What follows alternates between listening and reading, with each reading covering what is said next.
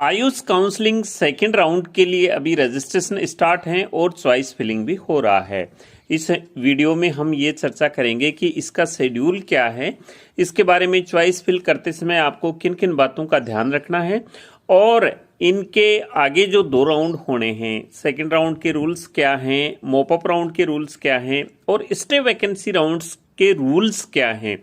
क्योंकि इस बार जो ऑल इंडिया में 4th राउंड हो रहा है, 3rd राउंड ऑल इंडिया का हो रहा है, तो इसके लिए क्या रूल्स हैं। इसमें कुछ रूल्स हैं वो एमबीबीएस बीडीएस काउंसलिंग की तरह ही हैं और कुछ रूल्स इसमें एमबीबीएस बीडीएस काउंसलिंग से कुछ हटके हैं। तो रूल्स वगैरह के बारे में भी हम बात करेंगे, सेकेंड राउंड के, मॉपअप राउंड के और स्टे वैकेंसी राउंड के रूल्स के बारे में भी। तो सबसे पहले हम यहाँ शेड्यूल के बारे में चर्चा कर लेते हैं। तो सेकेंड राउंड के जो रजिस्ट्रेशन होने हैं उनकी लास्ट डेट 2 मार्च 22 है।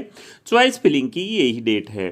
3 मार्च को प्रोसेसिंग होगा, 3 और 4 मार्च को, 5 मार्च को रिजल्ट पब्लिश हो जाएगा। 6 से 14 मार्च 22 तक ज्वाइनिंग रहेगी। ऐसे ही 3rd राउंड और मॉपअप राउंड का 18 मार्च 22 से रजिस्ट्रेशन स्टार्ट हो जाएगा। 23 मार्च 22 इसकी रजिस्ट्रेशन की लास्ट डेट रहेगी, चॉइस फिलिंग की लास्ट डेट रहेगी। 26 को रिजल्ट आ जाएगा। जो रिपोर्टिंग रहेगी 27 से लेके 4 अप्रैल 22 तक रहेगी। उसके बाद आगे शेड्यूल रहेगा स्टे वैकेंसी राउंड का। तो इसमें ये तो शेड्यूल था इसका। फर्स्ट राउंड कंप्लीट हो चुका है, सेकेंड राउंड और मॉपअप राउंड का। अब हम बात करते हैं इसमें चॉइस फिलिंग के लिए आपको किन किन बातों का ध्यान रखना थी। चॉइस फिलिंग के लिए आपके पास 2 ऑप्शन अवेलेबल हैं। एक तो सीट मैट्रिक्स आ चुका है, कौन सी कॉलेज में कितनी सीटें वैकेंट हैं। दूसरा ऑप्शन यह है कि फर्स्ट राउंड का रिजल्ट डिक्लेयर हो चुका है तो आपके पास में रिजल्ट है। तो इन दोनों की हेल्प लेके आप सेकेंड राउंड की चॉइस फिल अच्छी तरह से करें, क्योंकि इसमें काफ़ी सारी सीटें वैकेंट रहती हैं। आपको डिजायर्ड कॉलेज मिलने की काफ़ी ज़्यादा संभावना रहती है। तो इसमें आप अपने डिजायर्ड कॉलेज ले सकते हैं अच्छी चॉइस फिल करके। इसके बाद आपको चॉइस फिल करना है वो टॉप से लोएस्ट के क्रम में करना है, ताकि आपको अच्छी कॉलेज मिल सके, चाहे आपके मार्क्स कितने भी हो। आपको तो अभी पता नहीं है ना कि आपको कौन सी कॉलेज मिलने वाली है। तो आपको जो चॉइस फिल करनी है टॉप से लोएस्ट के क्रम में ही करनी है। दूसरी चीज़, आपको फिर अपने डिस्टेंस का ख्याल रखना है। अगर आपके स्टेट में आपको अच्छी कॉलेज मिल रही है तो पहले उसको ज्वाइन करना चाहिए। आपके स्टेट में अच्छी कॉलेज नहीं मिल रही है तो फिर आप अच्छी कॉलेज दूसरे स्टेट के लिए प्रेफर कर सकते हैं। इसके बाद तीसरा जो मैटर होता है वो फीस का होता है। आप एक बार चॉइस फिल करने से पहले फीस का ध्यान रख लें। कौन सी कॉलेज की कितनी फीस है, उतनी फीस क्या आप अफोर्ड कर सकते हैं या नहीं कर सकते हैं, क्योंकि इसमें कुछ प्राइवेट के लिए डीम्ड यूनिवर्सिटियां भी होती हैं और इसमें कुछ एडेड कॉलेज भी होती हैं। जो गवर्नमेंट अंडरटेकिंग कॉलेज होती हैं वो भी कॉलेज हैं। तो एक बार आप फीस का पूरा देख लें, उसके बाद आप चॉइस फिल करें। तो इन बातों का आपने ध्यान रखना है चॉइस फिल करते समय, ताकि आपको अच्छा कॉलेज मिल सके। अब बात करेंगे हम यहाँ रूल्स क्या हैं।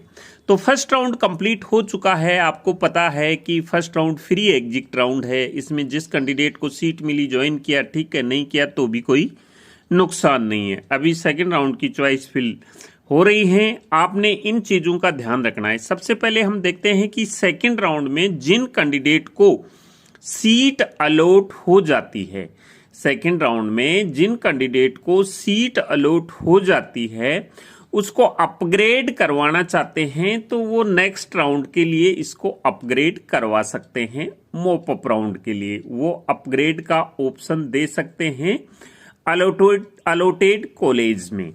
इसके बाद उनको जो कॉलेज अलॉट हुई है उसमें अगर वो रिपोर्ट करते हैं तो एग्जिट करना चाहते हैं तो भी वो एग्जिट कर सकते हैं। उस कॉलेज में अगर ज्वाइन नहीं करना चाहते हैं तो एग्जिट कर सकते हैं।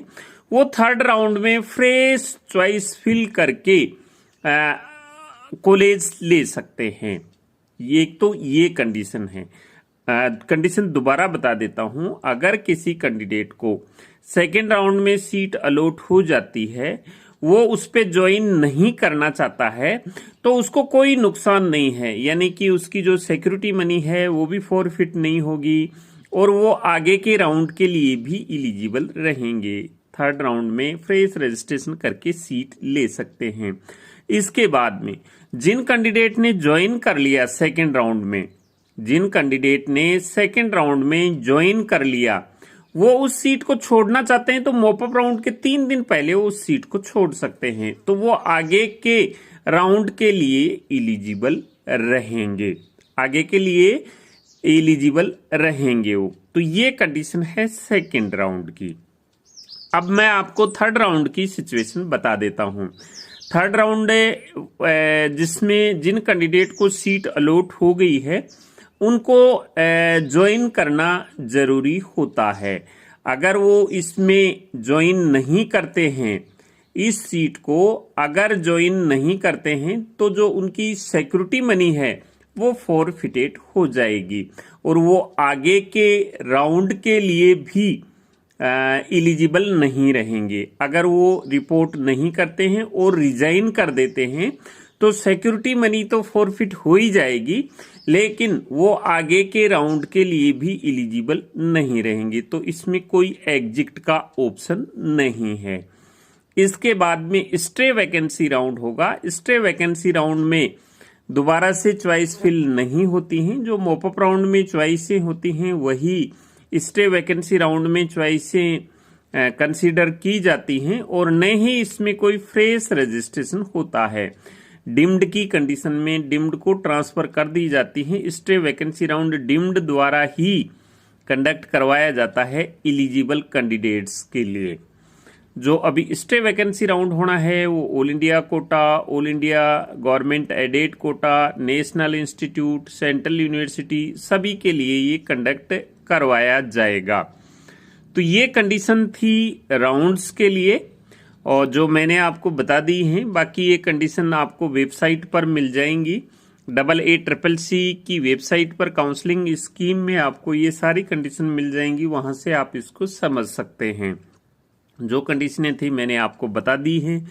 फिर भी कोई अपडेट मिलेगा तो मैं आपको इन्फॉर्म कर दूंगा। चॉइस फिल बड़े ही ध्यान से करना है क्योंकि एनसीसी का जो रूल्स रेगुलेशन हैं वो थोड़े से हटके AACCC के थोड़े से हट करके हैं। उसमें कुछ थोड़ा बहुत चेंजिंग है सेकेंड राउंड और थर्ड राउंड के लिए, तो वो आपने ध्यान में रख करके ये काउंसलिंग करवानी है।